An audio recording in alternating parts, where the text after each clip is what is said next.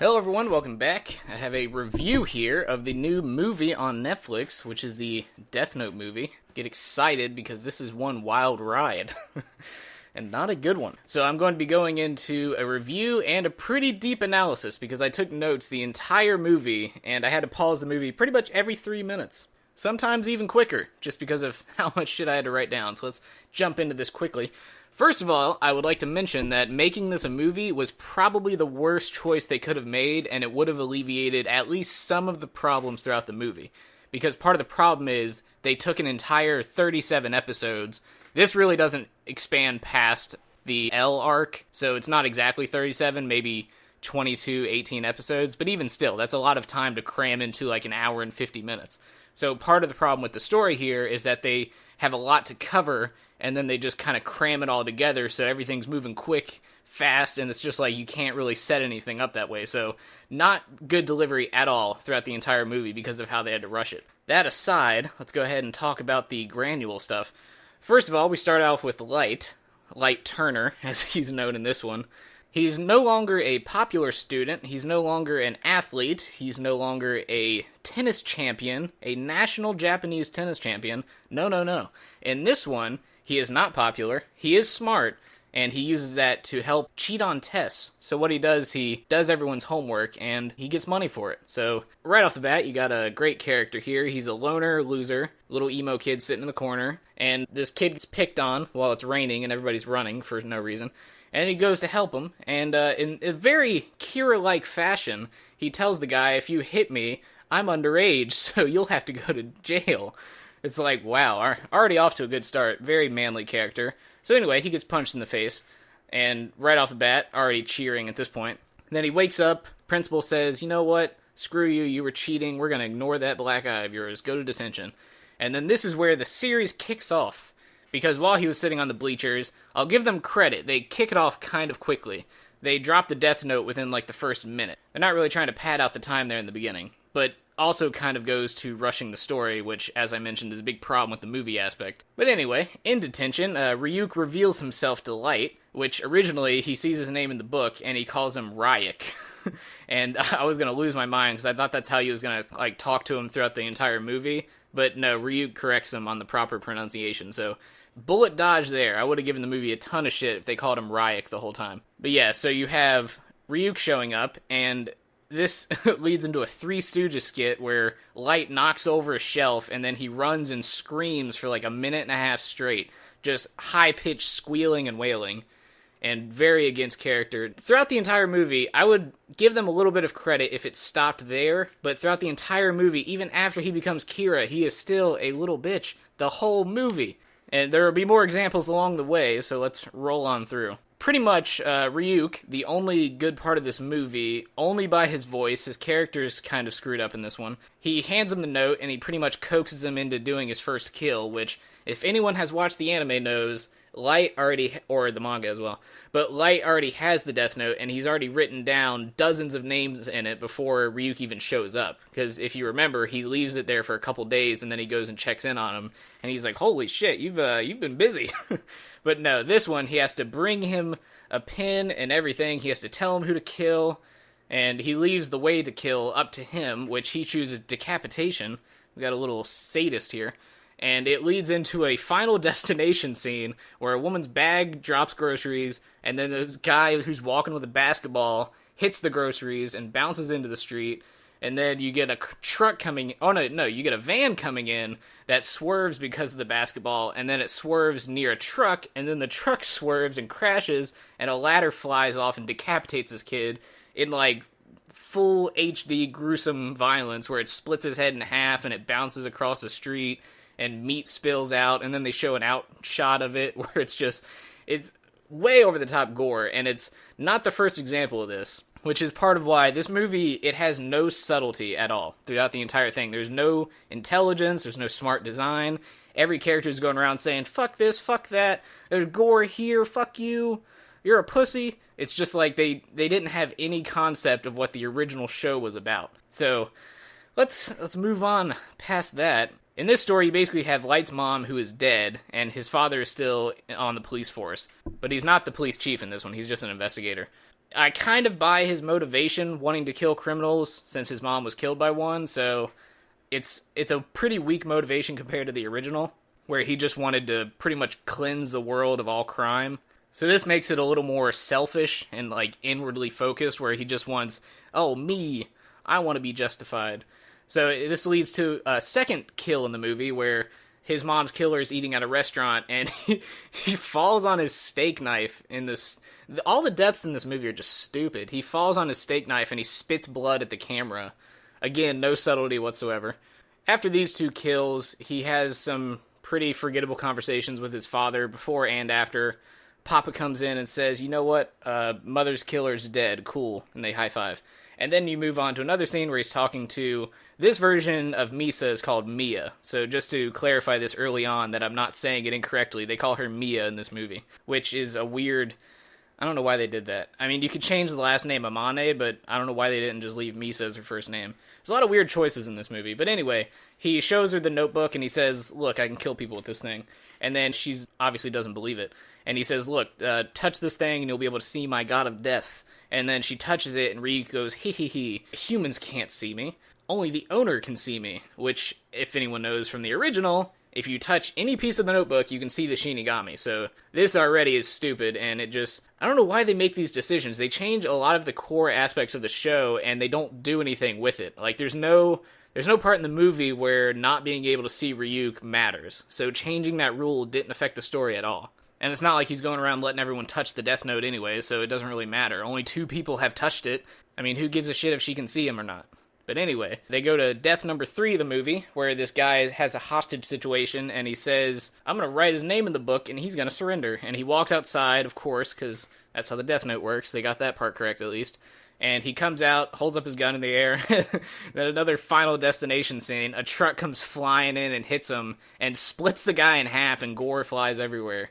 And it's just, all these deaths just made me just kind of laugh because of how ridiculously over the top they are. The show never, the only thing that was even really bloody in the show was the finale where that guy stabs himself. And that was like the only example of something that over the top. And then you move on to probably one of the worst aspects of this movie is that Light and Mia have a mutual love for each other. This sparks a lot of infuriating arguments between them where Light's like, we can't use the note anymore, we're not good guys. And then Mia, she even calls him a pussy at one point in the movie, which is great.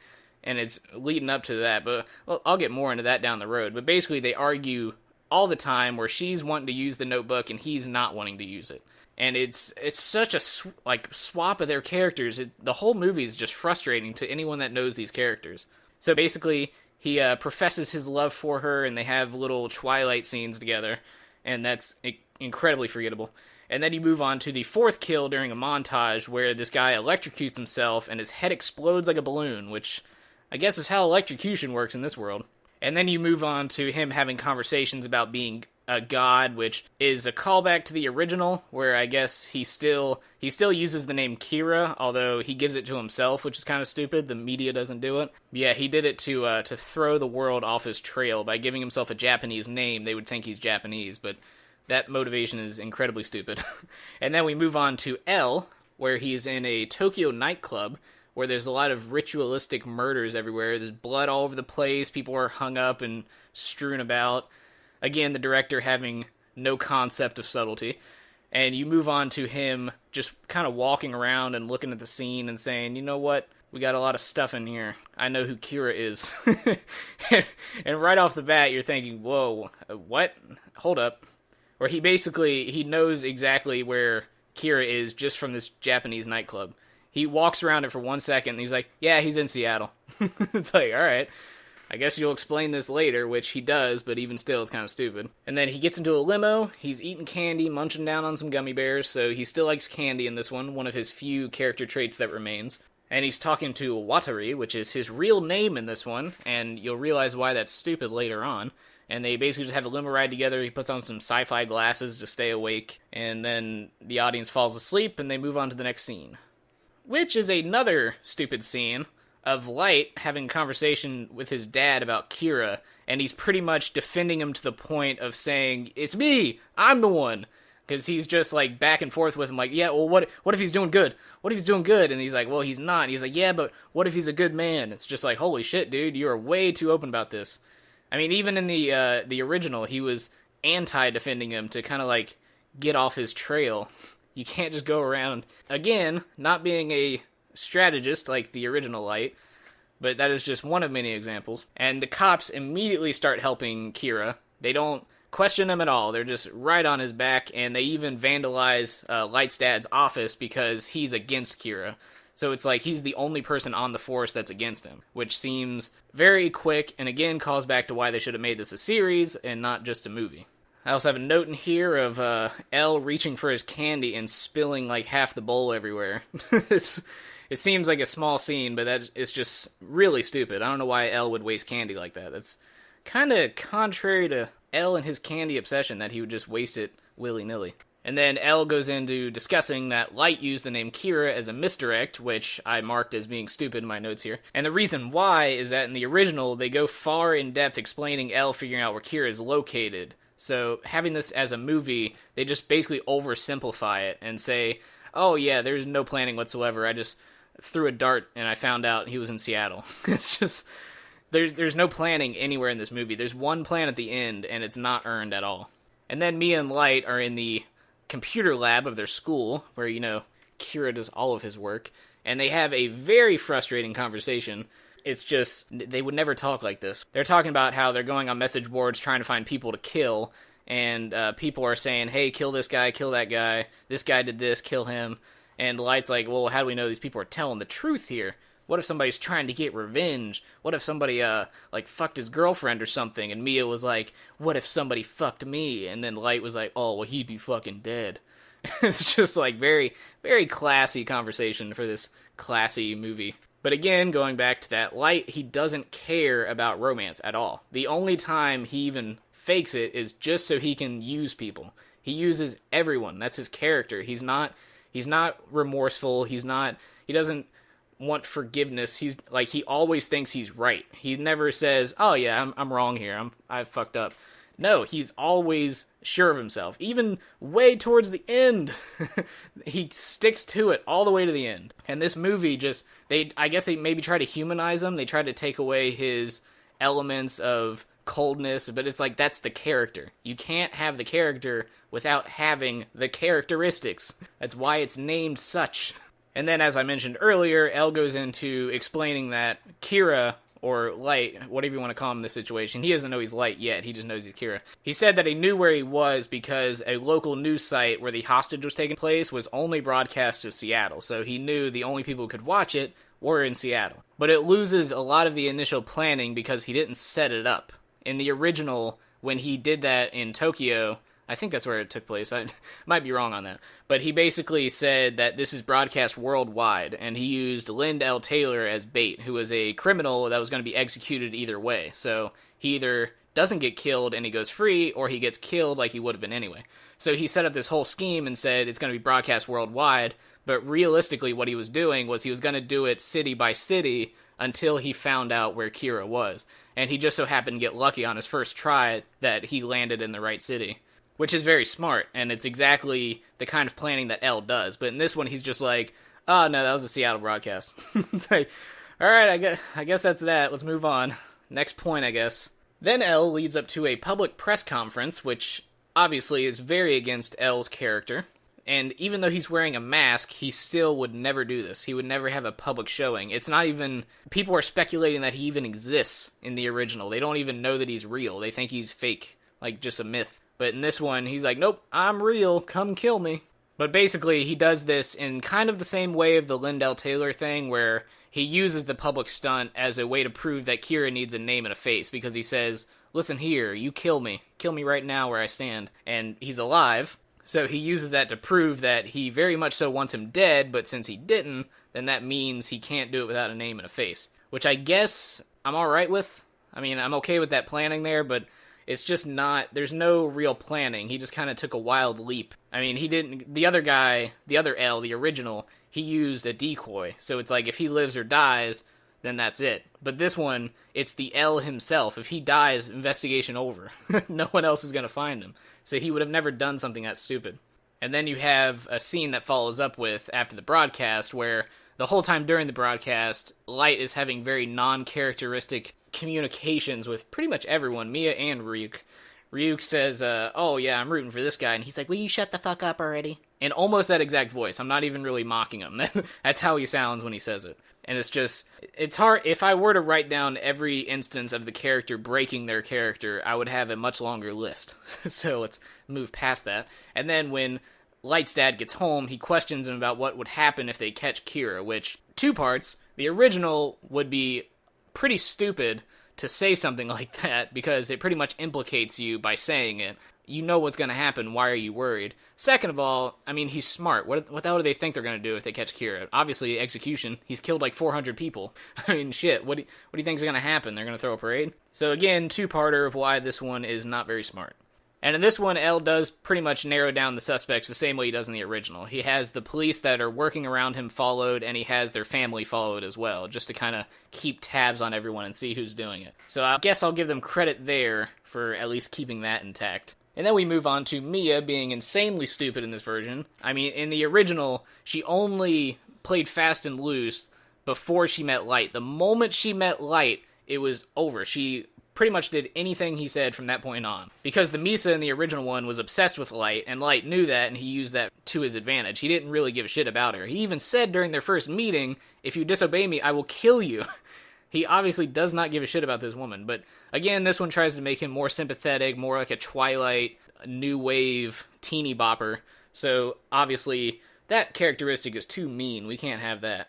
And she pretty much just keeps telling him back and forth, we need to kill this guy, we need to kill this guy. She wants to kill the entire police force, just so you can't narrow it down to who it is. So it's like, well, it doesn't matter who they're tracking if we kill them all, which is stupid. Not very smart at all. It kind of calls back to the original where I think it's Ray Pimber is his name, where he's following Light, and he uses this like series of events where he sets up a bus heist and everything just to get him to give up his name, and then he uses Ray to find the other names and write them all down. So it's like, that's very smart, and that's what Light would originally do. He wouldn't just say, I'm gonna kill everyone. So it's like, it's kind of similar to the original, but at the same time it's not, because there's no planning involved. It's just, we already have their names, let's kill them. And them having this conversation also leads to another very frustrating conversation where she's wanting to kill people, Light's not wanting to kill people, which again, he's god of the new world.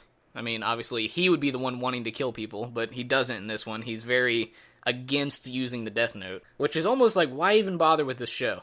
Or movie, in this case. Why even bother making a Death Note movie where the man with the Death Note doesn't want to use it? I mean, did the guy even watch past the first episode? But they have a conversation about it. She says, I want to kill people. He says, I don't want to kill people. And then he says, they're riding in a Ferris wheel, of course, and he says, yeah, well, it's my fucking book, in the brattiest voice possible. So that's great. That's Light's characteristic right there. Moving on, and then you go to the scene where Mia steals Light's Death Note, which is not only stupid and out of character, again, because she's obsessed with him, but it leads to yet another over-the-top death scene where a whole bunch of agents jump off a building very cinematically, and one of them explodes on the ground, subtly out the window. So yeah, all of that's cool. They basically, the reason why I wrote down Mia steals the notebook is I'm not stupid, and when I watched the movie Light for like 30 to 40 minutes, this is a huge chunk of the movie where he thinks Ryuk stole the Death Note. It's like, why the hell would Ryuk steal the Death Note? He's a death god. He doesn't need it. It's not even his notebook. His notebook is his. The gods of death, they need to have at least one notebook on hand. They can't just give their own book away. So it's like, if he wanted to kill him, he would just use his own Death Note. He doesn't need to steal it. So that whole scene was just completely out of nowhere and very stupid that they even tried to use that misdirect. It's like, of course Mia's the one that stole it. She ran upstairs before it went missing. I mean, how stupid is the audience that they're trying to pander to here? So yeah, we move past that. She steals the notebook. She keeps killing people. And this is where Light threatens to kill Ryuk because, again, thinks he has the book for some stupid reason. And he said that he would be able to get him before he could write the name down. So Ryuk said people have tried to kill him before, but they've only gotten to 2 letters. But, I mean, if anyone knows, you can't kill a god of death with the notebook. In the original, Ryuk basically just tells him, yeah, you can't kill me, so don't even bother. You can't put my name down. It doesn't work that way. And if he could have killed gods of death in the original, he would have just killed Rim before he could do any of that planning with Misa, where he had to do this whole complicated scheme to get Rim out of the picture. So again, another thing out of the original source material just thrown out the window. But why it'd be stupid where he said he would get him before he could write his name down, it's stupid because it's established very early on in the original that gods of death can't be killed using the notebook, as I mentioned. And at the same time, he can't kill without the notebook. There's a rule in the Death Note that gods of death cannot kill without using the Death Note. If they try to, like, strangle a human or something, I think they get executed. It's a pretty high crime. So, the fact that Ryuk thinks he could kill Light before writing down 4 letters, it would mean he would have to strangle him or something, which, again, would kill Ryuk. So it's this whole, they either forgot one of the 2 rules here just to kind of make this scene possible, which, again, why throw out the source material? Why even make this movie if you're not going to follow any of the rules? So then you move to another scene. Mia's watching a gory movie in the background, because of course she is. It's the kind of movie this is.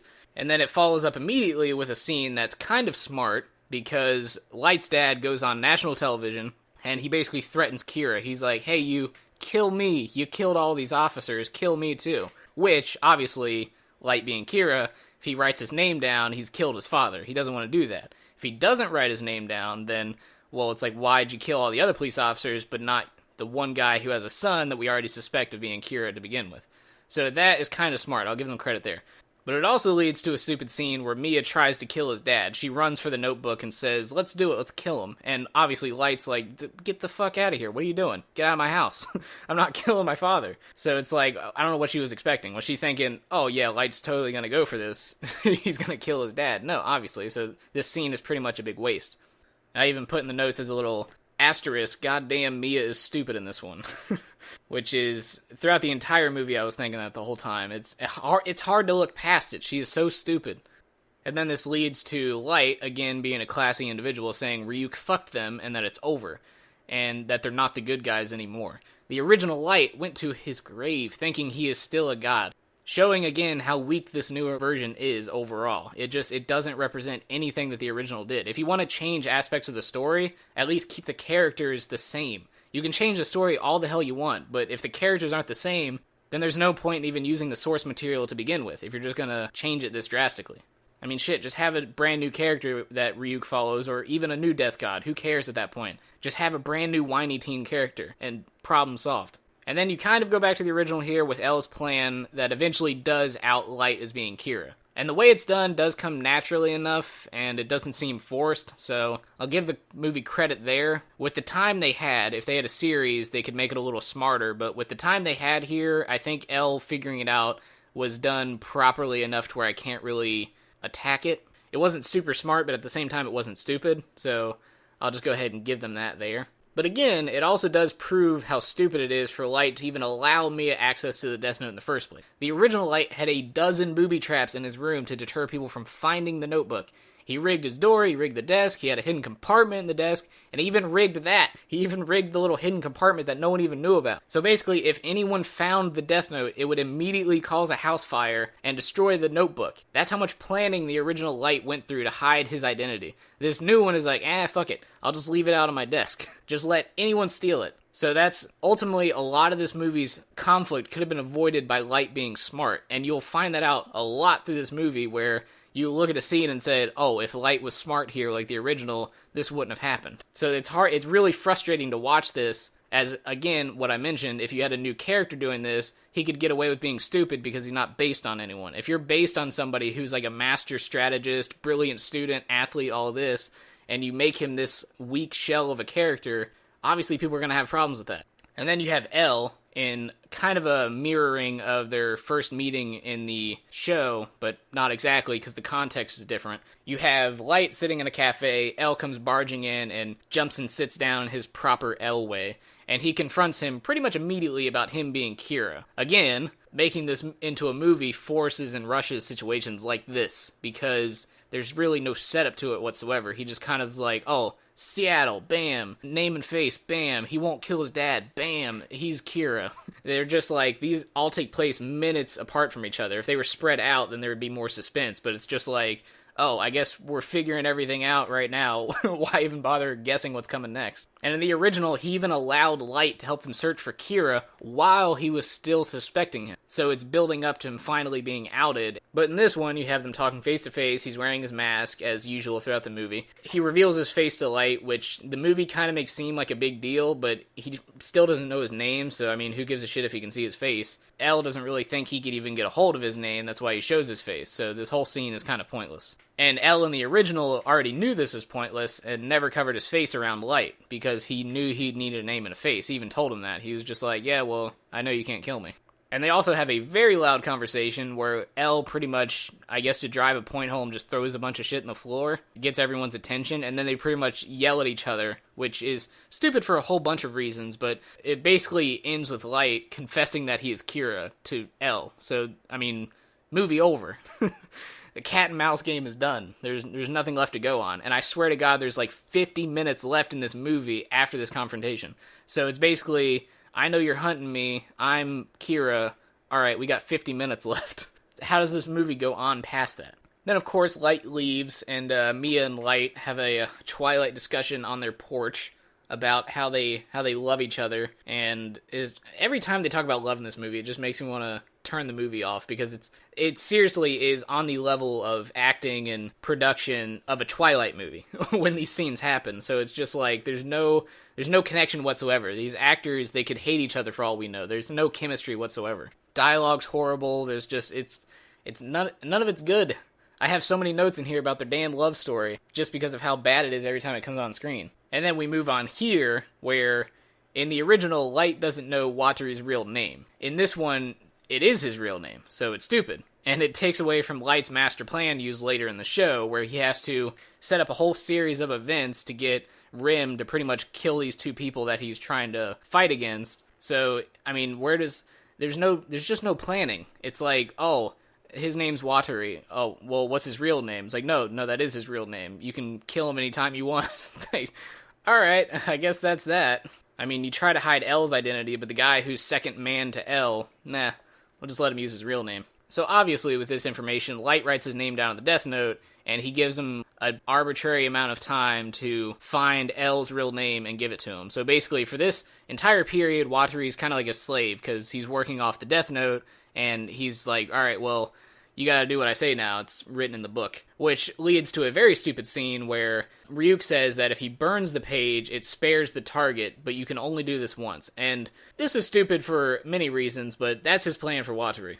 But that rule doesn't exist in the Death Note. I went through the entire list of rules, which is like a couple hundred long of rules in the Death Note, and that rule just does not exist. And even more specifically, it states that once you write the name down, it doesn't matter if the page or book itself is destroyed, the kill will still carry out. So once the name is fully written down, and you rip up the page, you burn it, you burn the whole Death Note, it doesn't matter. It's already taking place. So this movie pretty much rewrote the rules of the Death Note whenever they saw fit. So it's like, if you touch the Death Note, can't see the Shinigami. If you burn the page, you can only do it once, but it'll save the person. So it's just, there's a lot of stupid, convenient things written in here just to make scenes happen. Which, again, why use the source material if you're not going to use it? Why even have it? So, of course, Wataru goes missing. Elle, already suspecting Kira, comes to his house. They have a conversation where Elle pretty much has no calmness at all. He's freaking out, and this leads to Light's dad. You know, this character in the original would do something like this. He slams Elle down on the table, and he holds him, like, upside down and puts him in, like, a chokehold. And he's like, you threaten my son, I'll kill you. I will fucking kill you, you hear me? Again, very classy dialogue for this movie. So instead of finding a smart way to handle this situation, this causes a physical fight and a pretty whiny scene overall. Elle he's unchained at this point. He's very unhinged. He's not keeping it together whatsoever. So then you cut to the other scene where Light uses Wataru to hunt down Elle's true identity, as I mentioned earlier, where in the original he uses Misa and Rim to do so. So Rim, by the way, plays no part in this movie whatsoever, which kind of undermines the story as a whole without having two Kiras and Gods of Death. So they missed a very big story element there. Why would Mia even have to steal the Death Note if they had just written in that she has her own God of Death? Because then it would be a little more climactic, I guess, to have two people with Death Notes saying they want to do separate things with it. Maybe they did so because of time constraints, which again kind of points to why it's dumb to be a movie, but kind of okay with both plans here. Aside from all of the having 2 Death Notes missing from this, I'm kind of okay with having Watari hunt down his identity. So the movie's plan isn't exactly bad, but it's just not as smart as the original. Pretty much the same way of L figuring out who Kira is. So Watari, he finds the folder with L's real name in it, and just as he's about to read it to him, his time's up. So he no longer answers to him, and he basically, a SWAT team comes in and just guns him down. And I'm shocked this happened off camera. I'm seriously surprised. I was expecting bullets to fly and blood to go and Watari's head to explode, but I guess because he was played by an actual name actor, he wrote in his contract he didn't want his head exploding, but from the classiness of this movie, I was expecting some really gory shit there. But anyway, it goes to a scene where the reason why he couldn't burn the page is because the page is missing, and Mia stole the page, but stupid Light is still thinking that Ryuk did this, and Ryuk is there, and he finally is like, dum-dum, Mia's the one that stole it. I like her better. Just let her have the damn notebook. She's the real Kira in this movie, which is really stupid, but that's what the writers said. Listen to me, I'm Willem Dafoe. And this part is so wildly stupid that it almost made me give up on the movie and just not even finish watching it. Even though her name is slightly different, this girl is still supposed to be Misa, who is insanely obsessed with Light and would do anything for him, including dying. She would never be this defiant of everything he does. She is constantly on his back the entire movie, and she makes so many stupid decisions that end up screwing Light in this version. So it's not only that she doesn't listen to him, she's also making everything more difficult. And if she was this useless in the original, Light would have killed her immediately, because that's how much the original didn't care about people who screwed him. If you weren't useful, he would kill you. That was his character. And in the original, as I mentioned, he even threatened to kill Misa if she disobeyed him. That's how much he doesn't give a shit about her. He does not care. But in the original, luckily for Misa, Rim was there, and she said she would have killed Light if he ever tried to kill her. But Rim doesn't exist in this movie, so he should have written her name down a long time ago. But this movie wants that stupid love story Twilight episode between them, so that Light seems more human. The real Light thinks he's better than everyone, and this is, again, yet another example of how badly this movie gets Light. Then this moves to a dance scene. Of course, why not have a ballroom dance in this movie? Where Mia does the only good thing in this entire movie, and she calls Light a pussy. I mean, she's still a dumb character, but she finally said what we were all thinking. This does also lead to yet another stupid scene, though, where she writes Light's name in the Death Note and threatens to kill him if he doesn't pass it to her. And I'm honestly tired at this point of the movie of thinking about how wildly this character has changed from the original story, so I don't even know why they bothered including her in this movie. So, of course, Mia is now the antagonist of the movie. Light's love interest is now the antagonist of the movie. Do I need to repeat that a third time? That is how off the rails this movie has gotten. A movie, up until this point in the story, about L and Light having a cat and mouse game has now devolved into his girlfriend wanting him dead if he doesn't give her the note. That's where we're at right now. Just wanting to make that clear. The next scene shows L finding out Watari is dead, so he takes a gun, steals a police car, and heads off to kill Light. You know, like any genius investigator would do in this situation. What follows is a massive police hunt and a foot chase between L and Light, and at this point I am just out of words. While on the chase, L slams a man's face into his soup, which is totally necessary for the scene and the drama involved. As soon as L catches Light, at gunpoint, should I mention, a man comes out and he whacks L with a 2x4 to defend Kira. You know, random chef with a 2x4 whenever you need him. Super coincidental timing, and it really undermines the whole previous scene. I mean, that chase scene was almost like 3.5 minutes, and it just ends with some man with a 2x4. Alright, I just sat through that, I guess. And then with L knocked out, Light keeps running. He catches up to Mia on a pier for some reason. I don't know why they're back at that stupid Ferris wheel again. I guess the director wanted something climactic at the end. So they get on the Ferris wheel, and Light has the gun now, and he holds the Ferris wheel conductor at gunpoint, and he says, "No one gets on!" And then when he gets on, he shoots the controls so it doesn't work anymore. Let's talk about this movie trope, by the way, where somebody shoots a control panel and it stops it from working. I don't think that's how it works. I mean, I've never shot a control panel before, but I don't think control panels just well, you set the action in motion, now it'll keep going in motion forever because you shot the control panel. But that's how movies like to say it, so I guess this director just wanted some more cliches in here. But anyway, they're up in the Ferris wheel together. There's like 80 police cars at this point, and they're all chasing Light. And keep in mind, if you're watching this movie, the police are only coming after Light because Light's dad said that Elle is trying to kill him. He's trying to hunt him down and kill him. So the police are trying to find Light to help him and like put him in protective custody. So they're not even after him. So him running and committing all these crimes is really stupid and really implicates him in being a criminal. But he doesn't know this, so obviously drama, I guess. So Light in the Ferris wheel tells Mia that he wants to quit and run away with her, to which she responds, I don't want to run away, now give me my fucking book. I mean, the dialogue in this movie is just hilarious. At this point, I was just along for the ride. I was having a thrill. And it's at this point that I no longer want anyone to win. I wanted every character dead. I wasn't rooting for anyone. Whoever wrote down their names in the Death Note, that would be who I was rooting for. I would want that guy to win. Because it's not even fun anymore. It's just because it's just gotten so off the rails that there's no one to root for. Everyone is either stupid or bad. There's no one to root for in this one. I mean, every character in this movie is just overly stupid. Mia is an idiot who has no plans, yet keeps screwing everything up. Light, like Mia said, is a complete pussy and spends most of the movie literally squealing and screaming. And I do mean literally.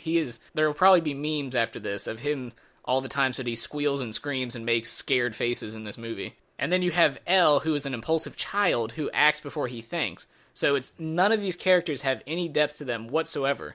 And they all have had the complexity sucked out of them completely. Ryuk is the only one that stayed kind of true to his character, and even he still does some pretty dumb things. He's a silent observer in the original. He just kind of watches Light and says, you know, that's pretty cool. You're a pretty interesting dude. In this one, he's constantly having to tell him to use the notebook, to do this, to do that. You can't do this. And it's just like he would never do that. It was the other way around. Light would say, hey, Ryuk, can you do this to help me further my goal here? And he'd say, yeah, all right. You give me apples. I guess I can do that. So anyway, this leads to Light handing her the book, saying, if you love me, you have to trust me. And I'm just so done with this movie after a line like that. I won't even go back into explaining his character anymore. That's just, it's dead. His character's dead after that line. So she takes the book, and he says he wrote her name in it as well, no doubt leading to a stupid scene where they have to decide who gets saved with the page burning. Watching this movie, I knew that would happen once both of their names were in the book. So, oh boy, here we go. What happens, am I right? And the Ferris wheel, by the way, starts falling apart because, I mean, why the hell not? The scene just needs more drama and more of Light screaming, so it's obviously necessary. So it turns out Ryuk himself is the one causing the Ferris wheel fall. He's standing in the background like some kind of puppet master, just like using telekinesis or something to pull the thing down, which, again, is a power that gods of death don't have, but this movie doesn't really care, so, I mean, why should I? And then you have Mia, who's hanging for her life. A terrible, sappy song starts playing. And I just look up the scene on YouTube or something. The scene, the music they play, it's so Twilight. I mean, it's so Twilight. I don't have any other way to describe it. It's so out of place for this kind of movie. Well, not this kind of movie. This kind of movie is very Twilight quality. But it's out of place for this kind of series. But anyway, it plays, I mean, as if anyone cares about the situation. And I'm just sitting back hoping they both die, because it looks very likely that they're both going to die. Unfortunately, though, only Mia dies. So, she was falling, and she ripped out Light's page of the book, and it lands in a fire. I would like to mention again that once the name is written, there's no taking it back, but clearly this movie doesn't care, so after the fall, some old man finds the notebook and keeps killing while Light is in a coma, making the police turn on Elle. I mean, cool. So now Elle is out of the police investigation, even though he's the head of it. So while Light wakes up from his coma, his dad confronts him about being Kira. Very quickly discovered that, and he only discovered it by finding a newspaper clipping of his mom's murderer in his room. It's like, I mean, duh. Why does that implicate him being a killer? Maybe he just liked the fact that he died. I mean, the dad was gloating about it. He was like, oh, yeah, son, it's great. He died. But oh, now I found a picture in your room, you must be Kira. It's like, son of a bitch, you were gloating too. You could be Kira for all we know with that kind of information. So yeah, Light pretty much just spills the beans and says, yeah, you're right, I'm Kira. And he gives out his entire plan that led up to the finale. And keep in mind, this is the only scene where Light lines up with his original character in terms of planning and strategy. But at this point, the movie is just so far in that it doesn't matter, and it didn't earn this scene at all. So you find out while Light was on the run and in the computer lab, he was looking up names to write down the Death Note, and he pretty much set up this whole elaborate scheme where when he fell into the water, the old man would save him, and then the other guy he wrote in there would get an ambulance and bring him to the hospital, and there was just this whole series of events where eventually they would help keep him alive, and then they'll bring the Death Note back to him.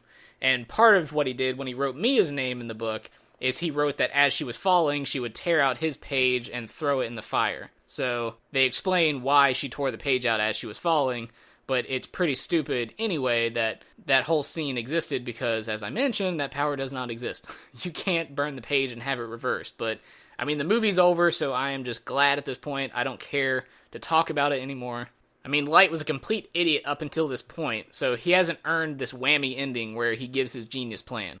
So then, as he's talking, Elle breaks into Mia's place and finds her page of the notebook, the one she ripped out earlier, to kill those agents. And he goes a little crazy, knocking shit over and just being a hooligan. Completely out of character for Elle. He starts laughing like a maniac, he's knocking things over, he's breaking stuff, and then he grabs a pen, and he goes to write down Light's name in the Death Note, and I guess he considers not to.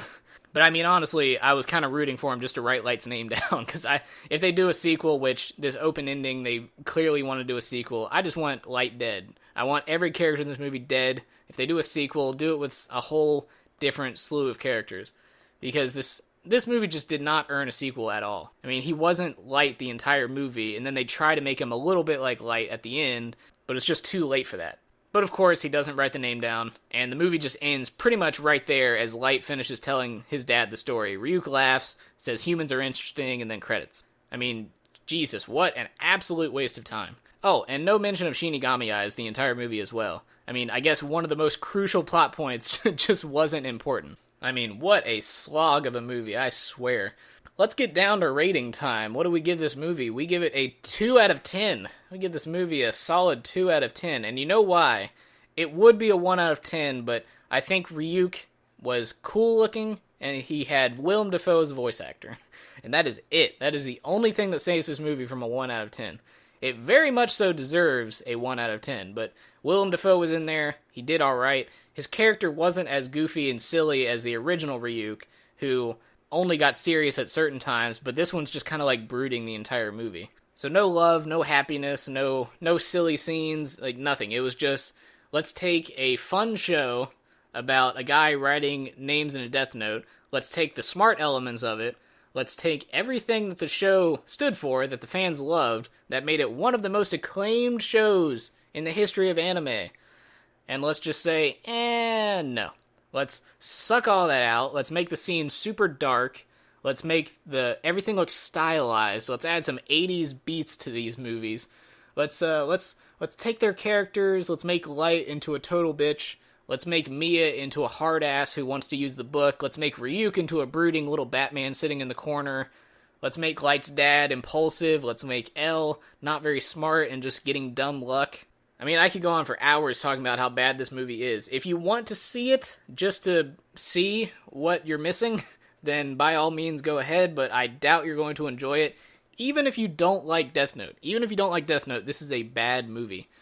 It just doesn't have any reason to watch it. The whole time you're watching it, you're thinking, I could be doing something else.